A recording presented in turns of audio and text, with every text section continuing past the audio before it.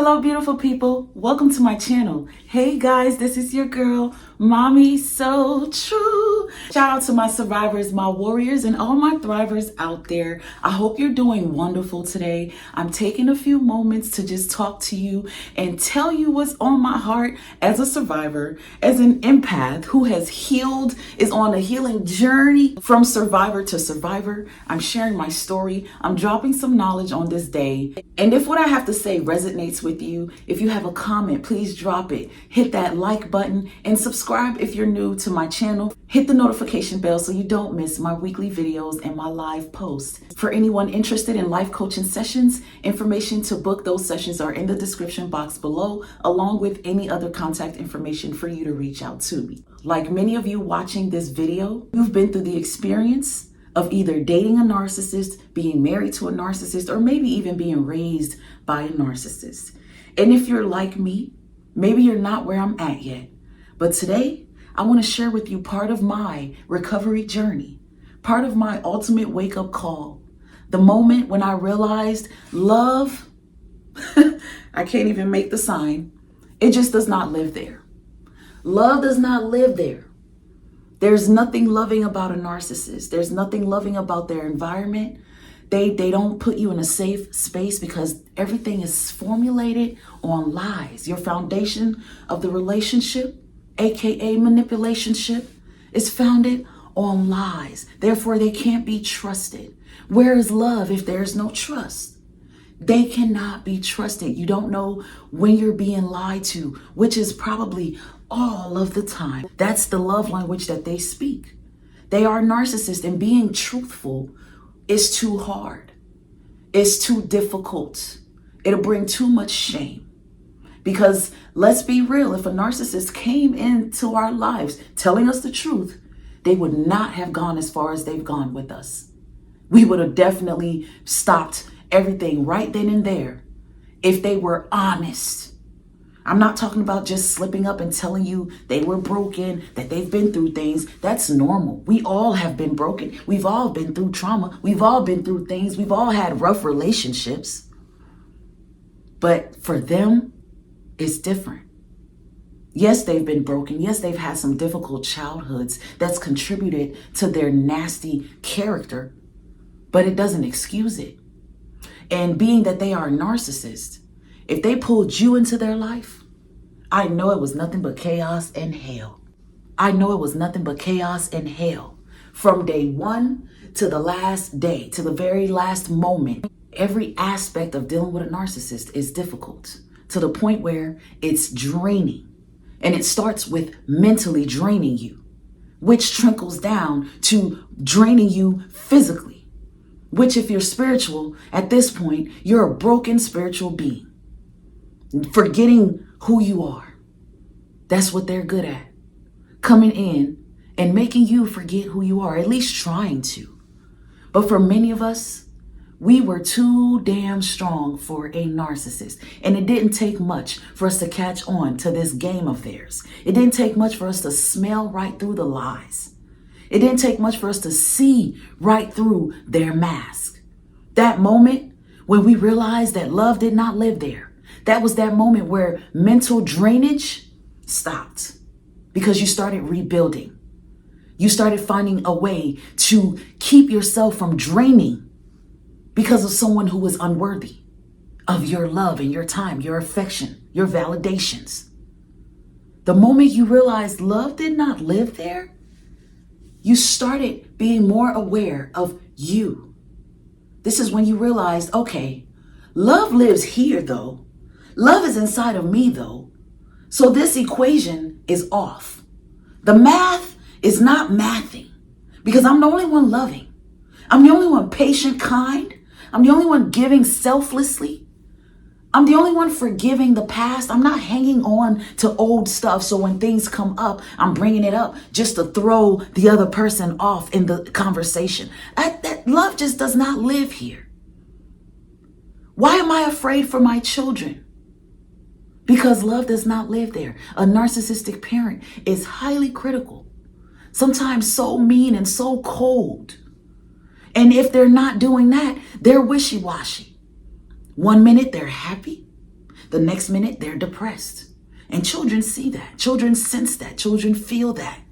The narcissist that hangs on to their children until their children are old enough for the mask to fall off, the mask still falls off. And at some point, those children wake up and have that moment of, wow, love does not live here. This man, this woman is incapable of loving me. Because the things they say, the things they do, how much what I do and what I give doesn't seem to be good enough. I'm always being devalued for some reason. Love just doesn't live here. This person wants me to be perfect when they are the most imperfect creature I've ever encountered. The moment that I realized that I was fooling myself to keep a fool in my life, I started to recalculate and I started making it make sense. The only thing that made sense was to remove myself from the whole situation. The only thing that made sense was to come up with a plan so that a year from now, a year from that time, I would be in a different place because I remembered who I was. That moment when I realized love did not live there. I remembered who I was before this person came in my life and deceived me of this fake love, brought this fake love in and made me think that there was something good there when all they were doing was really future faking. Love doesn't live anywhere where someone who constantly promises a future they're never going to fulfill. Someone who is telling you they want to love you, they want to commit, but then there's this excuse. Someone who is telling you whether or not you deserve a title of Mr. or Mrs., girlfriend or boyfriend. All because they enjoy control. All because if they're not controlling you, their insecurities are getting to them. Narcissists control, seek control, and want to control because of how insecure, broken, and damaged they are. The moment you realize love doesn't live there, you connect all of those dots and you realize how much you're really wasting your time. How much you're really giving energy into something that just drains it. Because this is an energy draining vampire. And you don't want no parts of that. The moment you realize love does not live there, this is the moment you start packing your shit and finding a way to go. This is where plan B, C, D, E, F all come into play. Everything you never thought you would have to do, you start to do it. You wasn't praying like that before. Now you're praying your head off. You wasn't serious about your job, your career, your businesses because you've been focused on that manipulation shit. Well, that moment you realize love does not live there, you snapped up, you woke up, and you got your act together. This is when determination ultimately kicks in. You're determined to make sure to get your life back, take your power back, create the life you want, get your old life back because before them, you were active. You were working out. You had a bombing and banging body. You were getting up, making moves, doing things that you enjoy doing. But then they brought this dark cloud over your life. And every day they rained on your parade until you got tired of being rained on. Until you woke up and you said, you're not going to keep shitting on me like this. I am committed to you. I am loyal to you. I fight for you every day. You can't seem to fight for me. You can't seem to fight for our love, our marriage, our children. You can't seem to defend me when it's needed. You can't seem to love on me. You can't seem to give me praise. But you demand all of that from me. And that moment when the light bulb goes off in your head and you realize you've been duped, they've been using you. You've really just been unwillingly participating in this clown show. You signed a contract that had all of these conditions. The moment you realize that is the moment you really take your power back. Because you're not a fool. You're nobody's fool. You're not an idiot. You're a real one who got tricked by a fake one. You're a real one who got tricked by a fake one. You didn't ask for it. You didn't deserve it. They fooled you because that's what they are. They're fools who like to fool other people. They're fools who like to recruit fools. But you're not a fool, so you couldn't stay. You're not a fool, so it didn't work. You're not a fool, so the marriage eventually had to break. The relationship had to break because you're dealing with a narcissist, and that's the only end result. Eventually, you have to wake up to see love doesn't exist there. Love, it's not there. Love will never be there. Never was. It never was. No matter how much they've said they love you, how much they've given you things to make it seem as though they love you, they don't. Because after that, everything they are doing and not doing symbolizes the lack of love, symbolizes there is none there. It confirms how fake it is. It lets you know that they only showed you those things and gave you those things because they wanted some type of benefit back from you. A narcissist is good at coming off lovable, kind, and sweet when there's an intent and a goal to get something out of it. Once they get whatever it is, they're out of there. Or if they don't get whatever it is, they're out of there. Because love don't live there. They're not looking for it. They don't want it. They don't know how to hold on to it. They're not equipped to handle it. So when a real one wakes up to their bullshit, it's time to go. It's time to plan and get out of there. It's time to maybe tell them this ain't that kind of party. You need to find somewhere else to lay your head. Matter of fact, I'm going to serve you divorce papers because love does not live here, and I'm not going to stay bound to a loveless marriage, an empty marriage. I'm not going to stay bound by a piece of paper to someone who treats it like it's just a piece of paper. They're never there when you need them.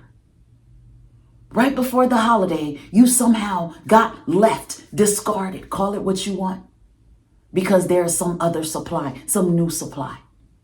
Because love doesn't live there. Most important holidays, they're not spending them with you. They don't care who you're with, how you're spending it, because they're spending it with someone else. They're doing it with other people. And then they have the audacity to come back, beg and plead, apologize, and expect you to accept it, accept them, and keep the vicious cycle going again. Many of you, today is Valentine's Day. You're probably going through a discard phase, or you remember once upon a time when you were dealing with a narcissist, how they left you hanging during this type of a moment, this type of a holiday. Then find out months later, maybe they were having a baby on you during Valentine's Day with another supply. This is my story. It may not be yours, but I know you have a very similar story because something happened in that relationship that caused it to break, and it caused you to wake up and see, recognize, embrace, and accept that love doesn't live there. So then what do you do with that? You pour it into yourself. You give yourself that love. You wake up every day and you look in that mirror and you tell yourself, I love you. I appreciate you.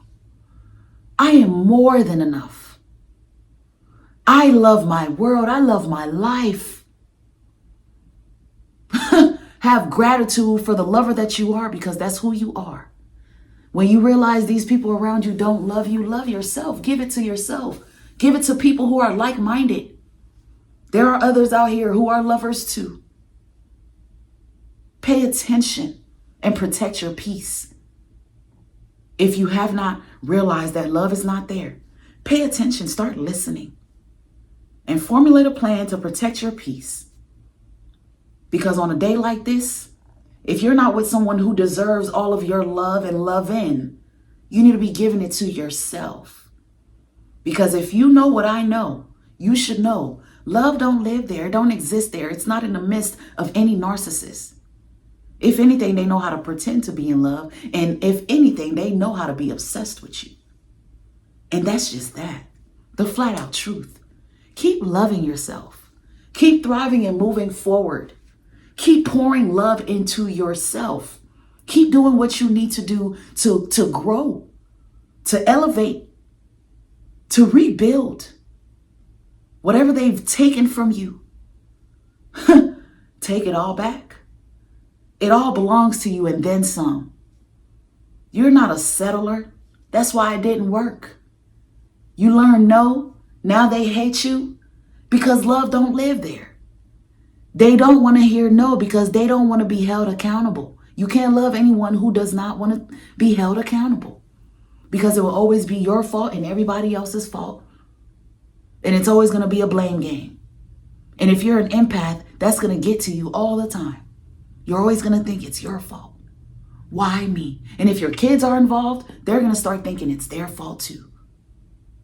Because love does not live there. Thank you for watching this video. I appreciate you. You got this. Stay blessed and stay true, beautiful people. Until next time. Bye, guys.